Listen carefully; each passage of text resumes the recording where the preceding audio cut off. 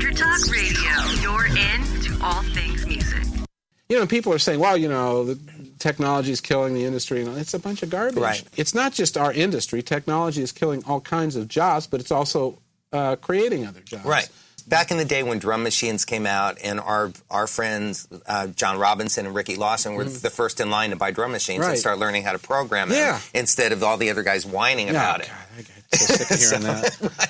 It's just like, hey, they're not going away. Right. You guys would be great doing this, because when I do it, it still sounds like, you know what like I mean? a guitar player program the drums. I'd much rather have a guy like John Robinson program my stuff in a second.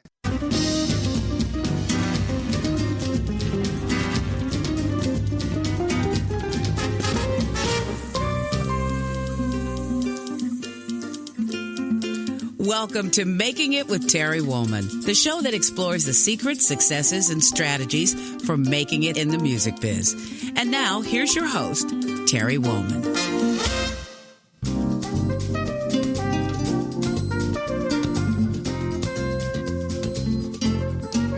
Welcome to the show, and thanks for tuning in. I want to say a quick thank you to my guest on last week's episode, entertainment attorney Michael Morris. If you didn't get to hear it, you can listen to all of our episodes at entertalkradio.com/makingit or download our app and take us with you. Also, be sure to tune in for my upcoming conversations with artists including jazz great Jean-Luc Ponty, bassist composer Nathan East, and percussionist Lenny Castro, to name a few. I'd like to take a moment to also thank the companies that help me sound my best, whether I'm performing live or in the studio recording and producing music. Blue Microphones, Taylor Guitars, Seymour Duncan Pickups, Mesa Boogie Amps, D'Addario Strings and Planet Waves, Motu Digital Performer, IK Multimedia, Exotic Effects, and of course, Westlake Pro, where we're at today. So often, I get asked questions about the creative process, so I created this show to focus on what it takes to have a lasting career in the ever-changing landscape of the music business. You're really in for a treat, as I've invited my friends, some of the best and brightest in music, to share their stories on how they have influenced the music that has shaped our lives. I guarantee you're going to love it. So let's get started. My guest today is George Adjieff. George is the CEO of Westlake Pro and co-manages their mission and vision with Joe Taupier. George has over 25 years of experience in every aspect of the audio industry. He has met and worked with everyone from Ronald Reagan to Ray Charles to Ringo Starr and everyone in between, including all of the major film lots, the Grammys, and the Academy Awards. Prior to working in his current capacity in the audio industry, George worked as a professional musician and composer and performed with a variety of bands and artists, including Bob Hope and the Smothers Brothers. As a composer, his music can be heard in numerous television shows, from Friends to The Sopranos, and commercials for Nike and Kawasaki, to name a few. George has been involved in several community-based projects. Locally in Los Angeles, he works with the Boyle Heights Technology Youth Center. Nationally, he assists in ongoing work with the Phoenix House Foundation. Off the clock, George spends much of his leisure time working on culinary techniques and recreating dishes from chefs like Ferran Adrià, Jose Andres, and Thomas Keller. George has a degree from the infamous Berklee College of Music as well. Please welcome today's guest, George Adjieff. Thanks, Terry. Thank you. It's nice to see you. It's great to be here. And by here, we're actually kind of in your home. Yeah, I'm always here. Do you get home much at all, as a matter of fact? Well, it's a nice cross between home. This is sort of home, right? But I do get home a few times a week. So today, one of the things that makes this conversation special, besides our many years of knowing each other and having gone to college together as well. Freezing it in Boston. Yeah, we both we froze in Boston. Yeah. Is the thing that makes this really special for me is we're in your studio. And you know, this is a really great example of one of the many things that Westlake Pro does. You know, you sell audio gear, but you also use audio gear. I mean, you're a user and a fan as well. It's a bad habit. It is a habit gone crazy at this point. So we had to figure out a way to make money with it too. Right. Yeah. That's where the rub came in. but we've started creating different rooms here, and I think it was under the guise of, well, if we create these rooms, build it and they will come kind of deal. But really, I wanted to create the rooms because it's fun to build studios and hear sound. And then we started to get into different types of speakers, listening to speakers, and which really started opening my ears up to listening to music again in a very different way, more as a civilian at that point. And then we really went crazy into the speaker thing, and we just keep buying speakers. We're thinking, well, this would be a great line to have, and we're sitting here, at all hours of the night listening to tunes back here and just hearing things. And we thought, well, the rooms don't really sound right, so we built an immersive sound room because that seems to be the big buzz now with Dolby Atmos, and then DTS has a whole version of their immersive format. And so we started building a lot of different rooms with that, and we thought we need to have our own room so we can listen to this stuff in the most pristine listening environment possible. And it was really more of a selfish thing than it was, for our clients and customers to hear, because we wanted to hear the stuff in the right context as much as they did. And I think people appreciated it also, but really it was more of a self-serving thing under the guise of, maybe we can sell some stuff too. Well, and that doesn't surprise me about you, because you've always had a home studio, and you're one of the many composers and players that turn your garage into a studio, kept the garage door. So that's right. You helped me with that Cindy Crawford Citron commercial. That's right. The Dobo part. That's right. Right, and I've recorded parts for some of my records in your garage studio as well. You helped me with a guitarone part.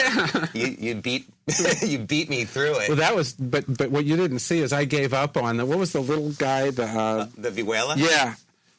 Man, oh man, that was the worst. I tried to do that, and I said, forget it. I finally hired a guy. He came in and knocked it out in one take. Right. I still, even after watching him do it, I could not get that feel. Yeah. I just couldn't get it. It's very It was unique. like everything was backwards, and he was done. He knocked it out in one take, and I thought, well, I'll put Terry through some guitarone hell for a second. Oh, so that was sort of a revenge for something I never did to you. Yeah, exactly. It's like kicking the dog. Yeah, I want to see if he can cop this groove, because I sure couldn't, and you did a great job on it. Thank you. I fell flat on my butt with it.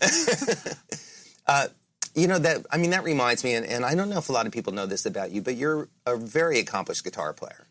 And I have fond memories of when we used to do duets together, and fun. play in restaurants and clubs when we first moved out here.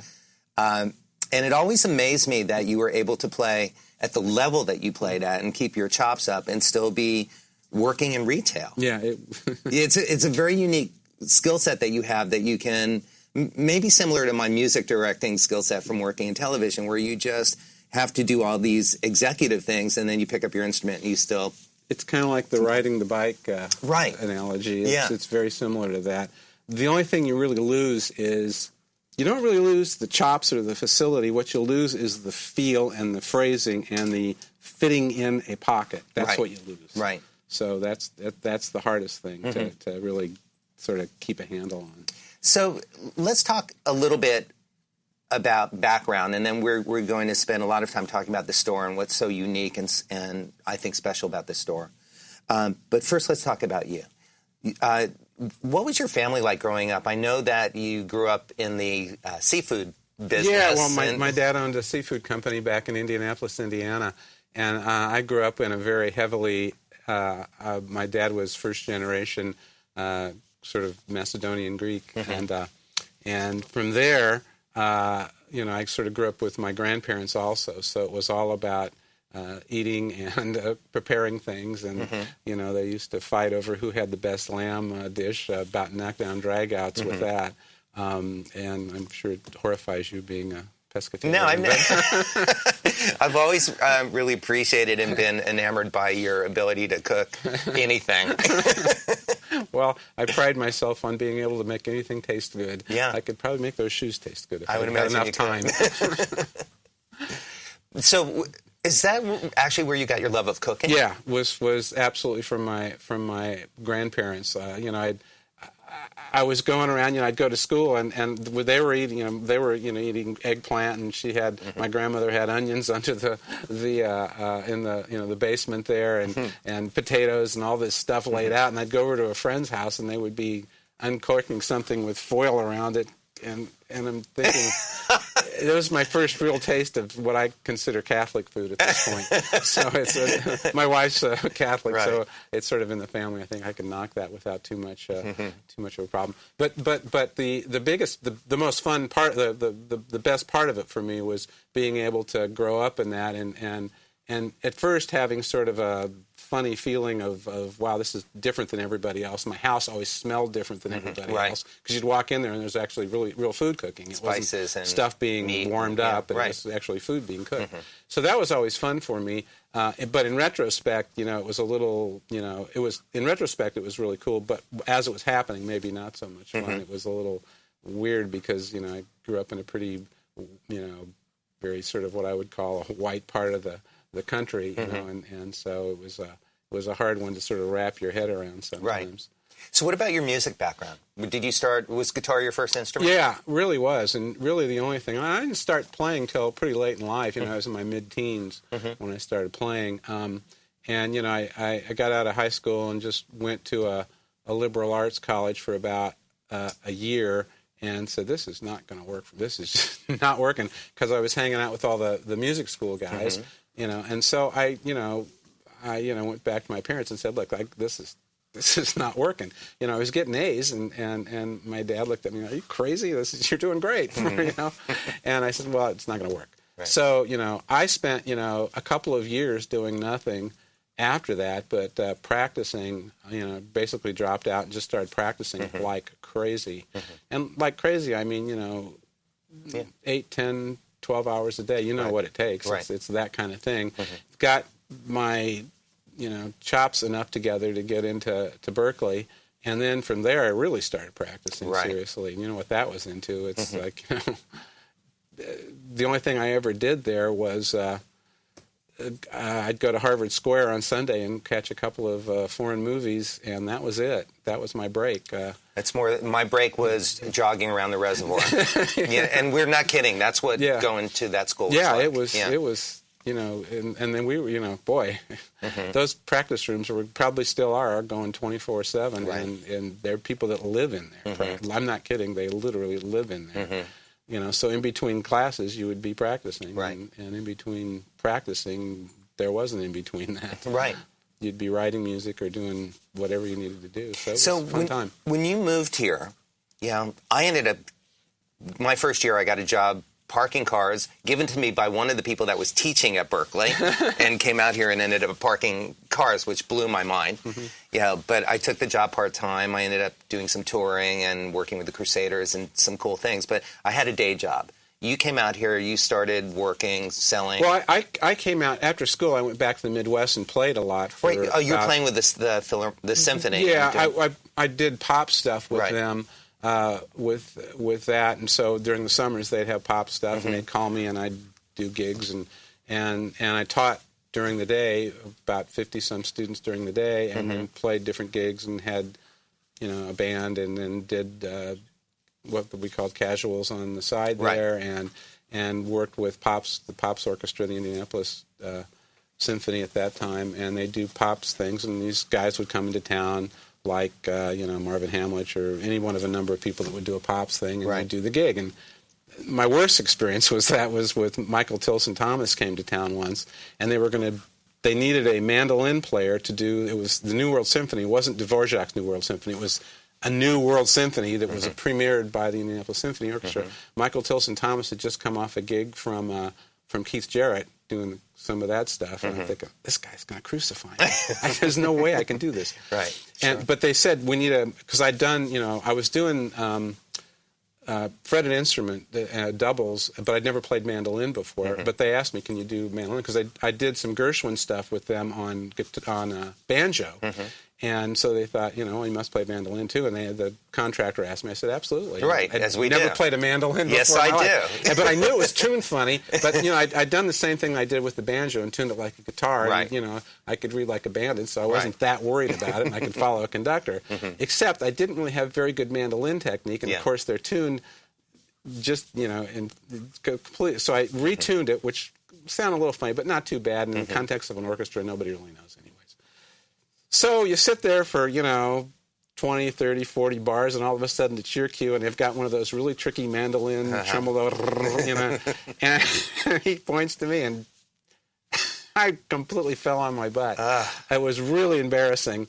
And this guy was, you know, a world-renowned conductor. You know, at the end of the thing, this was during rehearsal. At the end of the thing, I just went, well, you know, I walked up to him because I felt really bad, you know. And I said, you know, I'll have it by tonight. It's, you know, it's kind of difficult, but and he looked at me really condescendingly. I'll never forget this. And he just goes, it is hard, isn't it? Meaning like, you idiot, you stupid mandolin player. Of course, this is a symphony orchestra. Right. This is hard stuff. That's right. He just looked really condescending. But it was good. You know, I kind of took it in stride going, well, he is him and I'm me, and I got to get my shit together or else this is not going anywhere. Yeah. So I went home, you know, with the part and got it. By the time the thing happened, I was fine. Yes. But, you know, it was, you know, you want to do your best in front of a conductor like that. And it was no fun.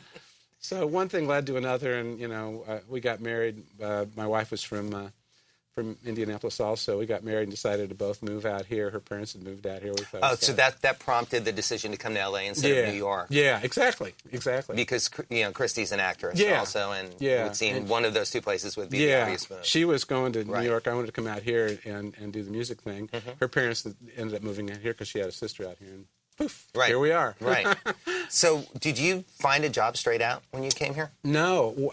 It took me a couple of months, and I ended up getting a job in just straight-ahead music retail, just doing, you know, selling, you know, guitar stuff. I thought I knew a lot about guitar, and I knew a lot about playing guitar, but I knew very little about selling guitars. And there were guys on the sales floor there that were running rings around me. I could play rings around them, but that didn't have anything to do with anything. Different skill set. Total different skill set. Right. And these guys knew everything about every guitar that was ever made. I'm like going, holy, I'm up over my head here. But the one thing I did have was a lot of drive, perseverance, and I tend to always pick up things pretty quickly, so I was fortunate that way. So it kind of all worked out, and I started, you know, rising through the ranks of that while I was trying to do a playing gig and a composing gig at the same time out here, which leads me to kind of where we are now with this. Right. We're heading into our first break, but I know that you did start a music library company, LA Post, Los Angeles Post Library, and then you continued up your ramp of being the mogul that you are with actually, you know, with understanding and having relationships with music companies all over the world and really understanding how to sell and what to do with that. So, you know, I want to talk when we come back after this break about Westlake Pro and really what this store is all about, because it's a very unique concept. It's not just a music store. As a matter of fact, it's the only music store that I come into where there's no guitars hanging on the walls and people practicing Jimi Hendrix licks.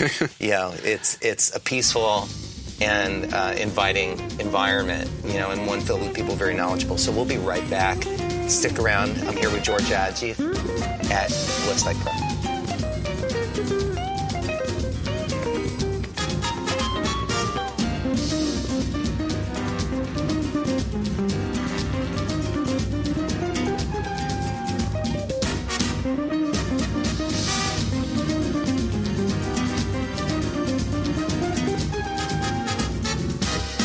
Are you serious about your music? Are you ready to run with the big dogs? The experts at Pitbull Audio have the gear to get you into the game. From leading manufacturers like Mesa Boogie, Fender, Pioneer, and American Audio. To sound your best, you need the best. Pitbull Audio can deliver in rehearsal, on stage, and into the big time. Dropping beats, shredding guitar, or making the crowd roar. Whatever you dream, Pitbull Audio can help make it happen. We are Pitbull Audio. We want you to play it loud. PitbullAudio.com. You know what's all around you every waking moment of your life? Marketing. You're choking on it. I'm Scott Robertson, and when it comes to strategic PR, branding, and marketing, I've seen it all. And actually, I'm still seeing it because bad marketing never sleeps. Join me each week on May the Best Brand Win, right here on Intertalk Radio, and learn how to make the marketing for your brand unforgettable. Hi, I'm Tim Dolbear, the host of Sound Experience on Intertalk Radio. Each week, I talked with top professional audio engineers, producers, musicians, and the manufacturers that make the tools that we use in the studio each and every day. From capturing the perfect take to mastering your final release, and the tools and how the pros use them, we are going to dive deep into their process and learn from their experience. I look forward to you joining us each week on Sound Experience with me, your host, Tim Dolbear. This is Jackie Bertoni from Jackie's Groove. Come join me weekly on my journey through the music business as I take you behind the velvet rope, interviewing industry notables such as Al Di Meola, Michael McDonald, and Al Jarreau, to name but a few. Listen to their stories on being in the studios recording #1 hits and onto the stages throughout the globe. Allow me to be your music historian. You can hear me live every Monday at 2 p.m. and every Wednesday at 12 noon Pacific Standard Time or 24/7 on jackiesgroove.com. Ready to get your groove on? This is filmmaker Danny Gold of If You're Not in the Obit, Eat Breakfast, and you're listening to Making It with Terry Wollman.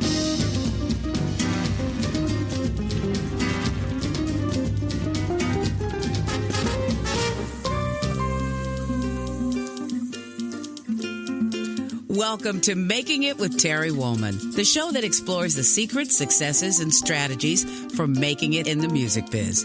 And now, here's your host, Terry Wollman.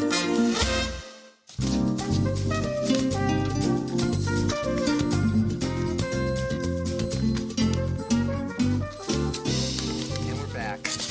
Thanks for joining us, and I'm here again at Westlake Pro. And thank you, George, for having us here in your second home. Let's talk about Westlake Pro and what makes this store what it is. And because you have worked at other retail stores, and then you made a career decision to move into becoming the CEO of your own and collaborating with an amazing staff. What was your goal? I mean, to make it different? Well, firstly, my partner Joe Taupier and I are very interested in having a real positive workplace. So it's work, so there's still that angle to it every day. But we're trying to make it so it's a fun place to work as much as work can be fun. It's kind of an oxymoron, but bear with me for a second. That. We're trying to get it so it's, an audio place where people can come in and enjoy stuff, and people that work here can take gear home and use it and really become familiar with it and start to be interested in and excited to transfer some of that excitement of new stuff that we get shown every day in technology.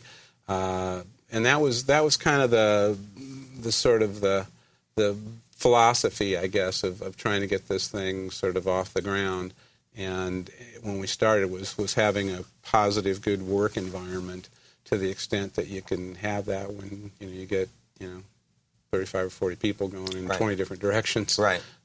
So it sometimes, Joe and I, when we started, really were very interested in having a good, positive workplace environment, and that's really what drives it more than anything. Right, because one of the things, I don't think this is unique to our business, but I know from personal experiences that we both shared over the years that we both know what it's like to work in environments that are not healthy environments, or might be maybe toxic or more dramatic than they need to be. So I can, when I'm in charge of something, and I can see why you did it too, I try to make it as good of a situation as possible, because if we're happy, the people that we work with are going to be happy.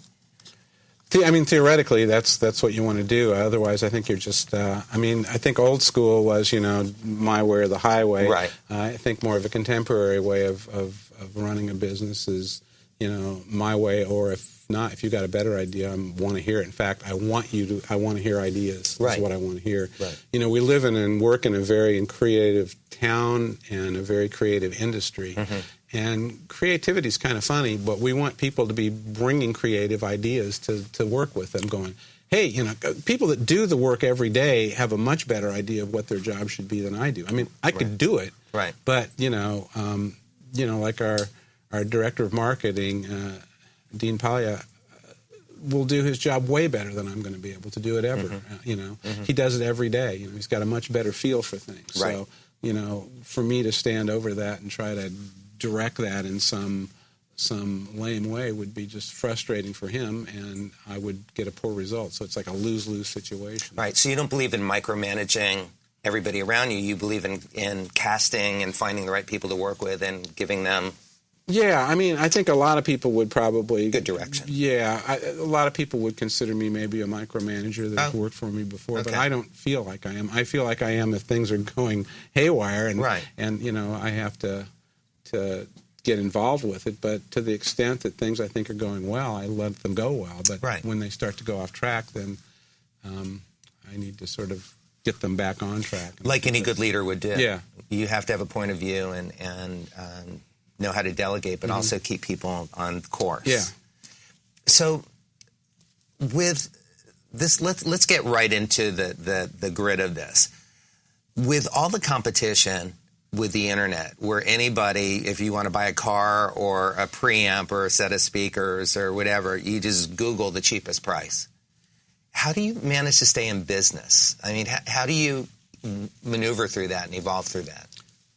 The price part of it's the easy part, because most of the larger places pay pretty much the same thing. Right. So it's not like, you know, even some of the bigger places, while they might be a few percent one or the other, it's not they're not advertising it. They're keeping that. They're not passing that along.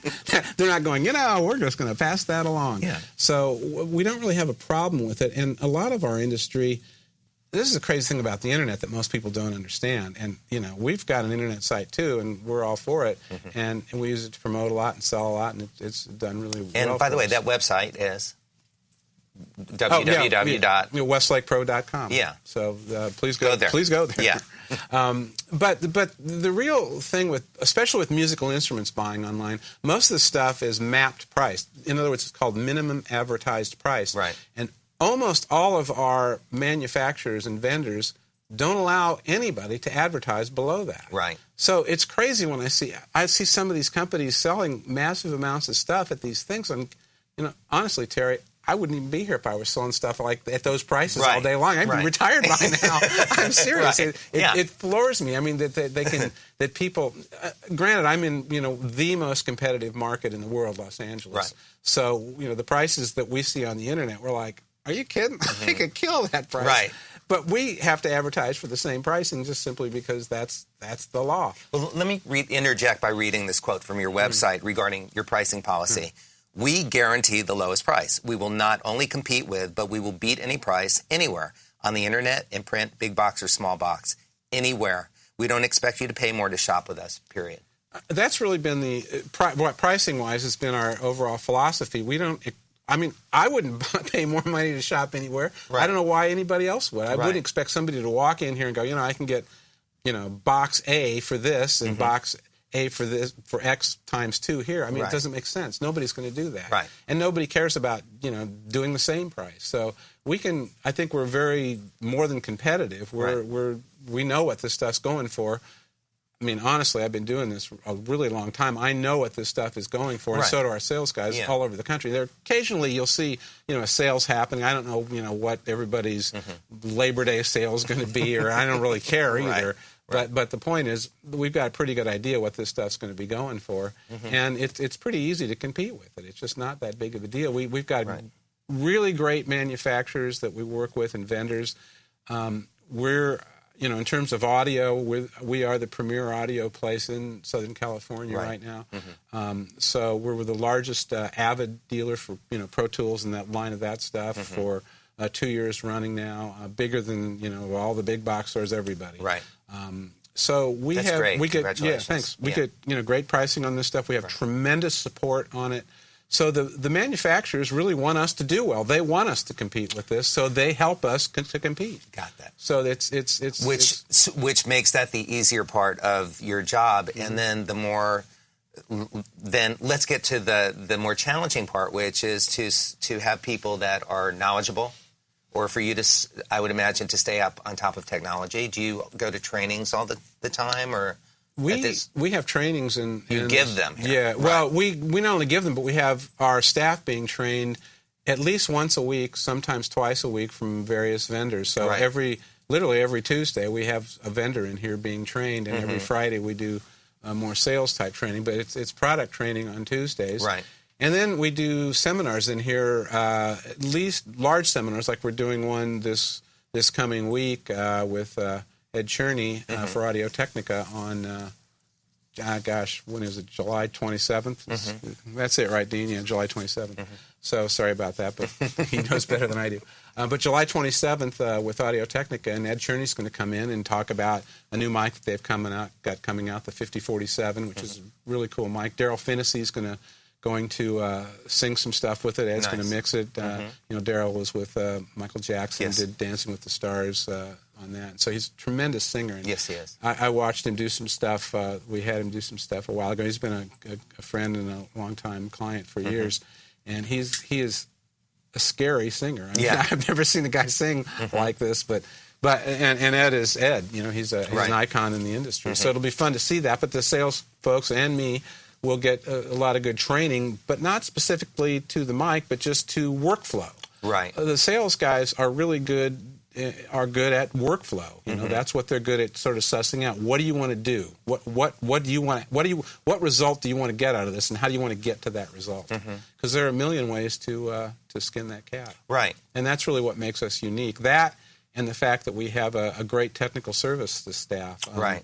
Really, really great technical services staff run by our CTO, Jonathan Deans, who really does a great job, and Tim Lawrence and everybody is really doing a great job, sort of helping and assisting with the sales and assisting with the whole product lines that we have, and making sure the studio's up and running, and and just doing various types of installations and design work and integration that we do. So it's a very different kind of an atmosphere. Most of the stores don't have a staff. They may freelance some of it out, and the sale guy tries to run interference with it, and it just becomes a big mess. But well, you're more of a one-stop. You always have been for me, even when you were working at your other stores, but even more so now that you have Westlake Pro, where I know that I can ask, you're going to get the complete picture. So it's not just about which preamp should I buy, but you have helped me find people to help design my rooms. When I built my studio, or when I moved my studio to another place, how to reconfigure. So I know that I can ask you or your staff anything. And it's interesting that, like you said, that the pricing is sort of superfluous. It's going to be competitive with anybody else. So let's move on to the basically the relationship that you develop with your clients. And your clients are everyone from amateur musicians to professional musicians to film studios and TV studios. You work for the government. So you basically, you don't limit who you are selling to or who you cater to. And also, everybody pretty much gets the same treatment. If some mom and pop come in here to, buy a guitar or a keyboard, they're going to have as good of an experience as somebody across the street at Universal or NBC. That's the goal. I mean, you really don't ever know who you're talking to. We mentioned Daryl Finney. The reason I've got such good friends with him is, he wrote the theme song to Frasier, and at the time, the TV show, and did a lot of the music for it. And at the time, he had this little piece of junk keyboard. I mean, it was like one of these little mini things, with the small keys, and he was having a problem with it. And, I had no idea who the guy was at the time, and it turned out but we kind of went overboard to try to figure it out for him. Right. And you think somebody that would be using that was just, I don't know, who would be using this? Kind of a knucklehead. Right, exactly. That's what I thought. Right. But I'm thinking, okay, well, he needs to get it going, and something's happening, so we got to get this going for him. And, you don't do it necessarily because you don't know who it is. It may be some big deal person, right? But you just want to have people have a good experience. Right. You don't want them coming in here and having a bad experience and paying for it too. Right? I'm going to give me money for this bad experience. That just sounds like a really bad scene. So the goal is to really try to get everybody on the same level. And my feeling is, why wouldn't you want to come to a place that also services like Warner Brothers and Universal Studios and Sony Pictures and, the biggest of the big, everybody, And so these guys will come in and buy hundreds of systems at a time, and so that really is what helps fuel the place. But we also get a really good glimpse into what different workflows are like and how feature films are made, or if we go to the Village Studios and we talk to our buddy.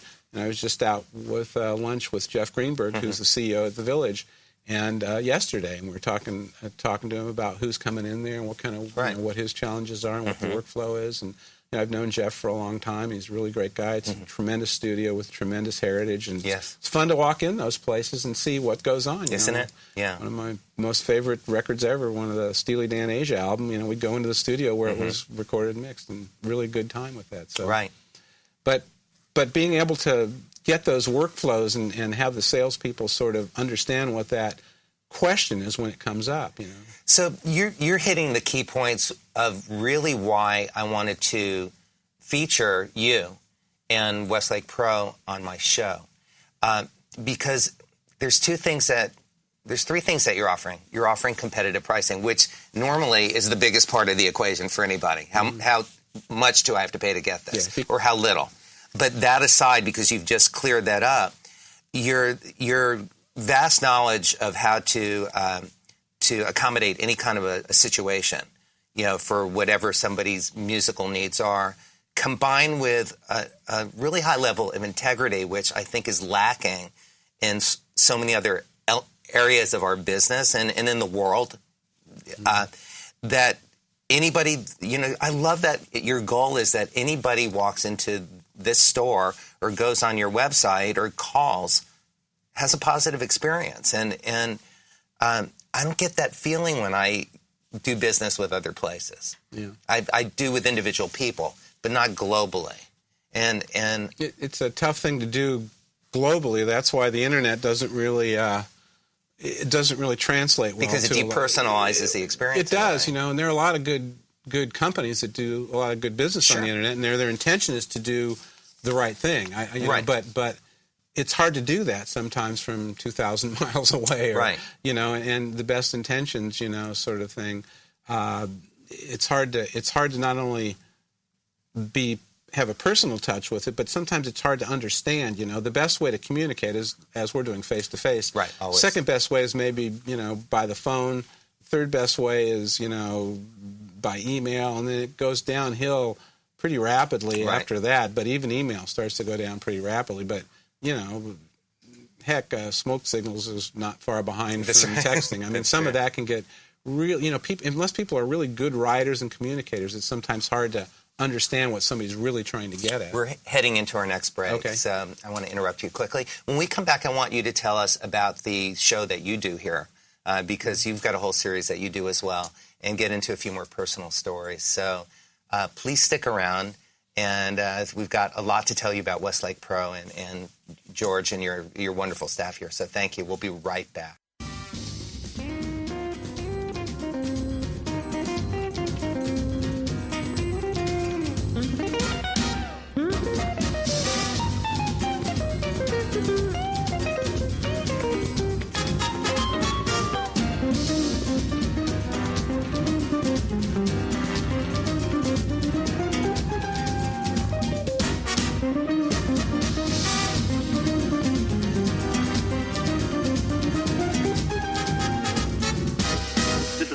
Adam Berry, and you're listening to Making It with Terry Wolf. Hi, this is Tim Dolbear, host of Sound Experience here on Intertalk Radio. And Source Connect by Source Element is the essential tool that we use to link between my studio in Austin, Texas, and the WS radio station in San Diego. Now, with Source Connect, not only can we communicate in real time and with HD audio, but it's synced up and is of a high enough quality that I can use it for real-time ADR work, remote recording, and overdubbing, and it even allows me to remotely control a DAW. Source Connect by Source Element. Affordable, high-quality audio and video connection over the internet for all of your production needs. You know what's all around you every waking moment of your life? Marketing. You're choking on it. I'm Scott Robertson, and when it comes to strategic PR, branding, and marketing, I've seen it all. And actually, I'm still seeing it because bad marketing never sleeps. Join me each week on May the Best Brand Win, right here on Intertalk Radio, and learn how to make the marketing for your brand unforgettable. The Moyer Entertainment Group, in conjunction with ProMark, Dunlop, and Deadline Media, is keeping music in our local schools and presenting local talent to the world through the Temecula Valley Music Awards. Submissions for entry into the TVMA 2017 season are now open in all genres, including a youth category for artists under 18 for the October 7th Star-Studded Awards Show, where 100% of the proceeds go towards supporting local music education in the Temecula Valley. Details, tvmawards.org. Are you serious about your music? Are you ready to run with the big dogs? The experts at Pitbull Audio have the gear to get you into the game. From leading manufacturers like Mesa Boogie, Fender, Pioneer, and American Audio. To sound your best, you need the best. Pitbull Audio can deliver in rehearsal, on stage, and into the big time. Dropping beats, shredding guitar, or making the crowd roar. Whatever you dream, Pitbull Audio can help make it happen. We are Pitbull Audio. We want you to play it loud. PitbullAudio.com. This is mastering engineer Brian Lucy at Magic Garden Mastering, and when I'm not hanging upside down, polishing my crystals, and moving music a quarter decibel one way or the other, I'm listening to Making It with Terry Woolman. And so are you right now.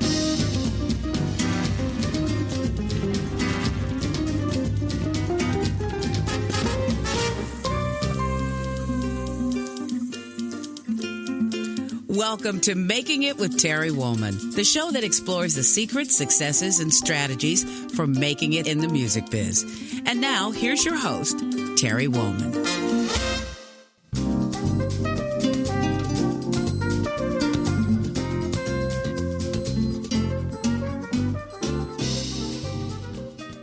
And we're back, and I'm here at Westlake Pro with George.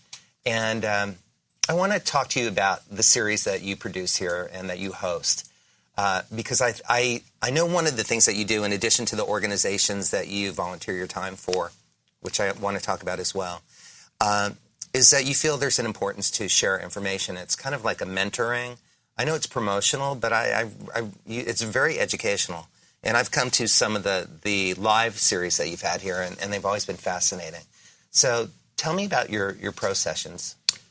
We try to usually pair with a manufacturer, but more than anything, what we try to do is come with an artist that maybe has done something recently or has some pretty high level in the industry that really wants to share some of what they do. You know.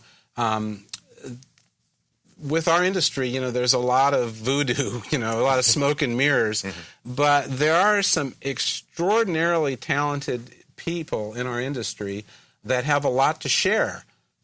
Sometimes it's hard for people to say how they do what they do. They just do it. It's like, like trying to get a pro athlete to say, how do you do that? I don't know. I just do it. Right.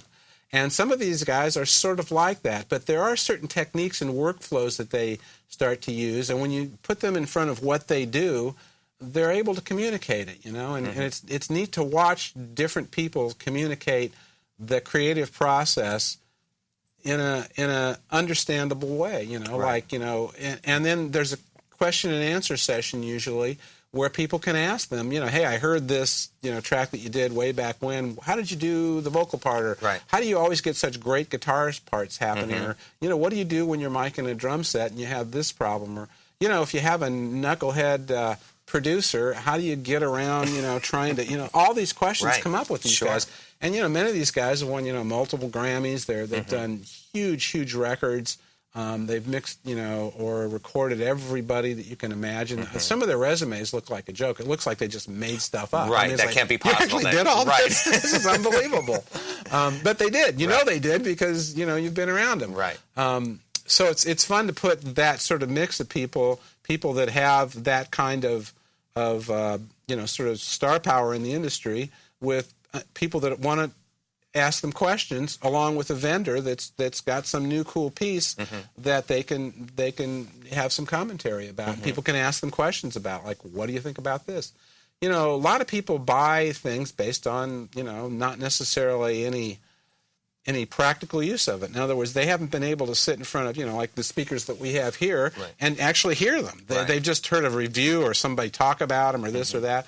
And many people will react like, wow, I like what comes out of, when his mixes, or I like his guitar sound, or I like this guy's, drum sounds. I wonder what he does, because I'll just do that, because there's no way I'm going to, I haven't, been in front of drum sets for the past 20 years in studios and figure out what works and what doesn't, So you get a guy like, an Alan Sides or something, talk about how he mics drums and what kind of mics he uses.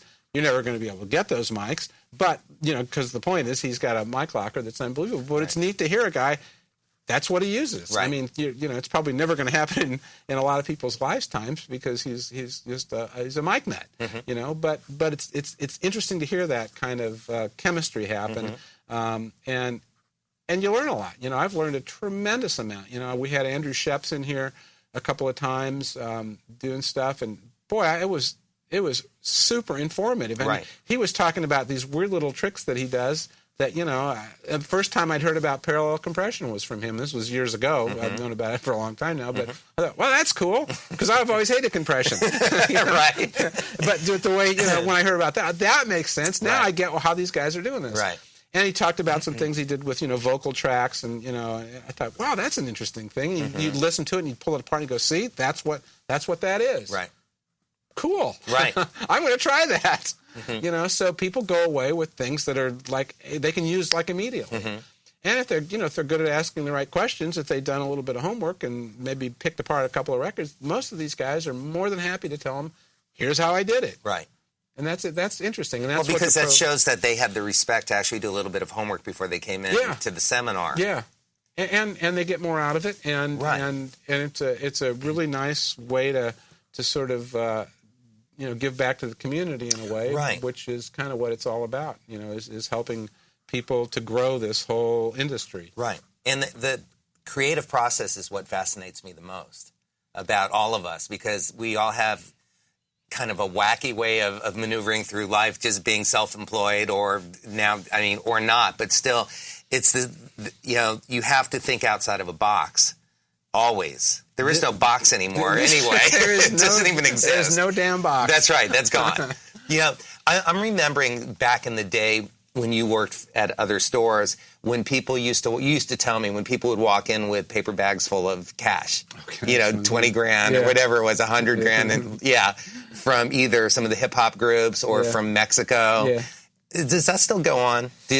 We can't do it anymore, because the government's kind of funny about that stuff, because they definitely do not want to report that stuff. Right. So we have to kind of work it, and it's kind of dangerous too. You don't want to have somebody walking in with $200 or $300 grand in cash, because you're like, oh, right.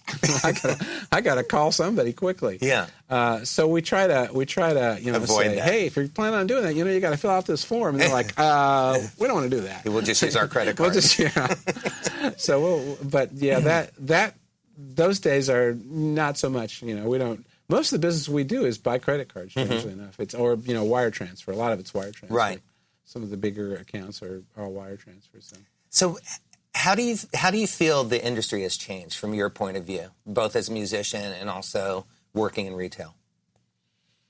Is it as healthy as it used to be? Well, are people spending the money they used to spend? Yeah, they are. Okay. And a couple of years ago, I would say no. Because you had referenced earlier, we'll try to figure out a way to make money doing what we love, which is listening to speakers. I've always said I don't want to participate in the recession. I'm not participating in that. Good for you. And we figured out a way, I think what most people don't figure out when they're starting a business, and I think this goes into musicians too. You can get out of a music school, you can get out of a whatever, but unless you have people that are willing to hire you to do work or buy things from you, in our case, you don't have a business. Right. You just don't have one. And so, if you're willing to participate and take excuses of why something isn't going to happen, then you're buying into the recession. We were lucky. My partner, Joe Taupier, and myself had created, great relationships with people over the years. And so, luckily, through the recession, through some of that, we were able to keep things going in a very positive way, and make money and still grow. And so how it's changed over the years, I mean, it's hard to say, it's changed technologically speaking, but people are saying, well, the technology is killing the industry, and it's a bunch of garbage. Right. Oh, I would agree. It's just people. it's what's happening. It's not just our industry. Technology is killing all kinds of jobs, but it's also creating other jobs. Right. So unless you're not willing to embrace that and grow with that, you're going to have problems. And that's back in the day when drum machines came out, and our friends John Robinson and Ricky Lawson were the first in line to buy drum machines and start learning how to program them instead of all the other guys whining about it. God, I get so sick of hearing that. Right. It's just like, hey, they're not going away. Right. You guys would be great doing this, because when I do it, it still sounds like, you know what like I mean? a guitar player program the drums. I'd much rather have a guy like John Robinson program my stuff in a second. Yeah. Because it's gonna be like really, really cool. Mm-hmm. But or get him to play on it, which even better, which you've had great luck with. Right. And JR has his own studio, so that can easily happen, and partially because of the way you've helped me set up my technology. Well, so I can go from my studio to his, or come here and record and then go back. I've done recordings for my records here at your studio as well. I know Kenny Aronoff has the same thing Kenny going. Set up. You're not down. You just send him your thing, and you get Kenny. And, that's right. And he, and that guy is, knocks it out. That's and right. There you go. Yeah. So I think technology has helped those guys because they were willing to get involved with it. What do I need to do? They're always thinking about what the next thing's going to be. So I don't think the industry's changed that much. I mean, I don't know. To me, it's been a slow change, so I don't maybe see it like everybody else does. But I look at it when I got into it, in the technology part of it in the mid '80s, when it was very analog-esque, before digital technology really started to hit. By the time MIDI hit and it started to become more digital-oriented, and MIDI started to creep into the digital part of that, started to creep into the audio portion of it. That's when things really started to explode very, very quickly, like really quickly. I'd say over the past 10 years, though, it's slowed down even longer than that, really. It's been through the mid-'80s and all the way up to 2000 or so, it was literally every year there was some monumental change. It's slowed down dramatically over the past 15 years, I'd say. I mean, there's still a lot of stuff going on, right? But not to the degree that it was. When it was really making the shift from analog into digital. Right, it was hopping, and the computers really started to go, and everybody was dogging those. It's never going to work. It doesn't sound right. It's like we haven't heard the last of this, guys. I don't know how to tell you this, but this isn't going anywhere.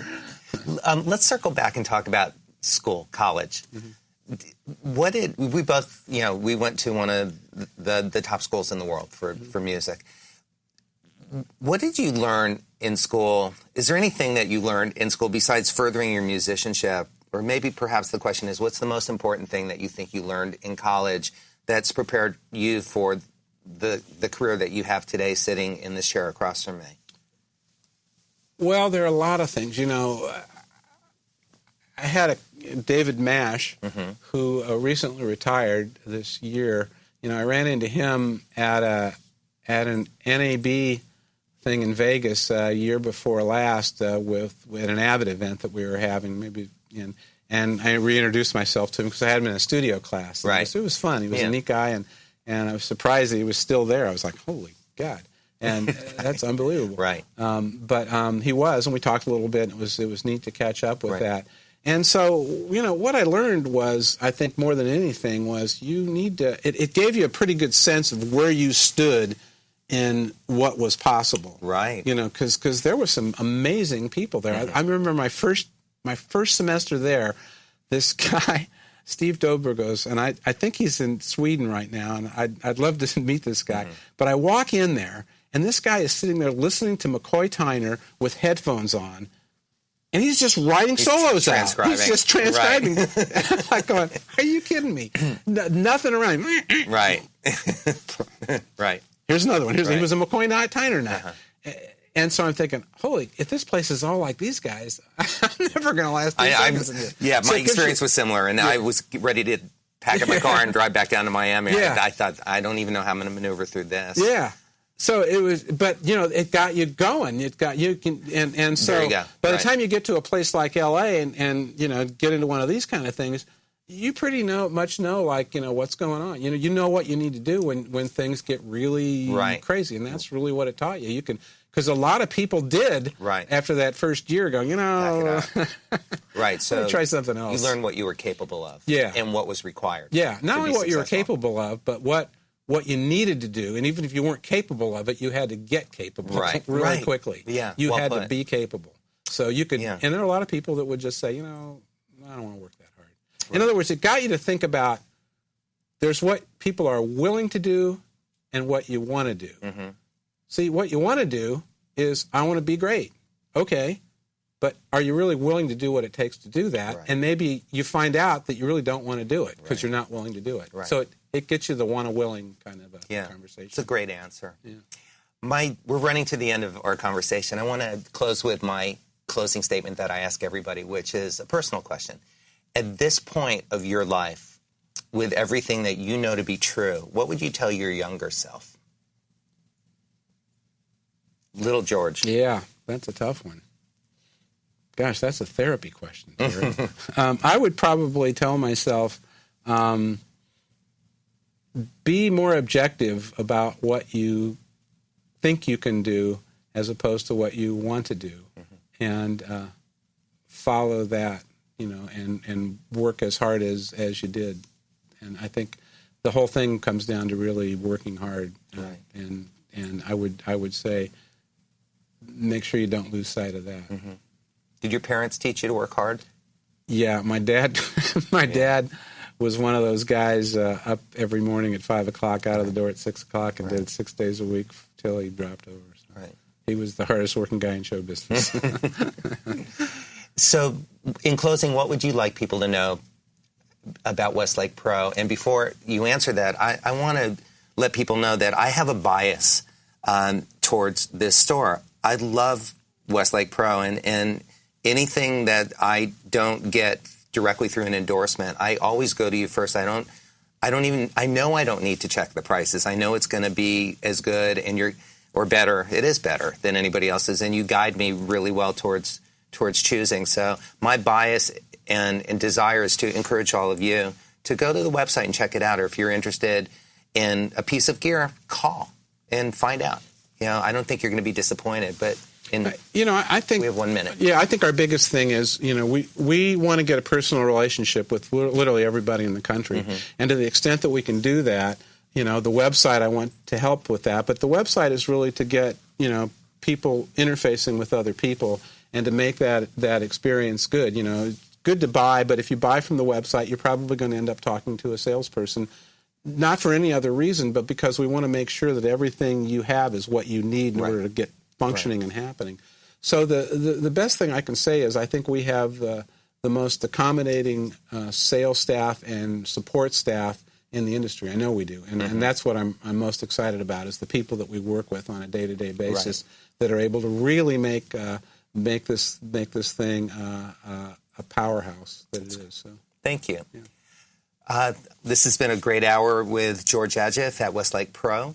And I want to thank you so much for inviting me to your studio and for having this conversation it was really with me. fun. I had a good time. Me too, very much so. Everybody go to the website, and we'll see you next week. Thanks for tuning in.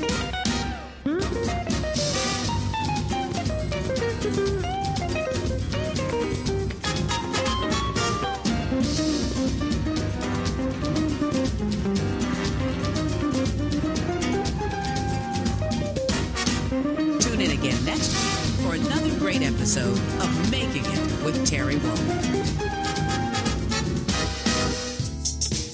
This is Jackie Bertoni from Jackie's Groove. Come join me weekly on my journey through the music business as I take you behind the velvet rope, interviewing industry notables such as Al Di Meola, Michael McDonald, and Al Jarreau, to name but a few.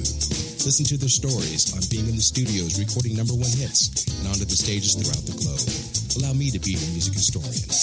You can hear me live every Monday at 2 p.m. and every Wednesday at 12 noon Pacific Standard Time or 24/7 on jackiesgroove.com. Ready to get your groove on? Hi, this is Tim Dolbear from Eclectica Studios. I'm a full-time mixing and recording engineer. I work with Grammy winners, labels, and indie artists, using state-of-the-art digital mixing and restoration tools and the very best in analog gear. Really, though, it's my ability to bring tracks to life and fulfill your vision for your music. This has made me sought after by producers and artists worldwide. So spend your time working on music and not chasing a mix down a rabbit hole.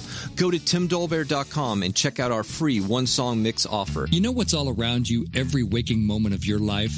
Marketing. You're choking on it. I'm Scott Robertson, and when it comes to strategic PR, branding, and marketing, I've seen it all. And actually, I'm still seeing it because bad marketing never sleeps. Join me each week on May the Best Brand Win, right here on Intertalk Radio, and learn how to make the marketing for your brand unforgettable. Are you serious about your music? Are you ready to run with the big dogs? The experts at Pitbull Audio have the gear to get you into the game. From leading manufacturers like Mesa Boogie, Fender, Pioneer, and American Audio. To sound your best, you need the best. Pitbull Audio can deliver in rehearsal, on stage, and into the big time. Dropping beats, shredding guitar, or making the crowd roar. Whatever you dream, Pitbull Audio can help make it happen. We are Pitbull Audio. We want you to play it loud. PitbullAudio.com.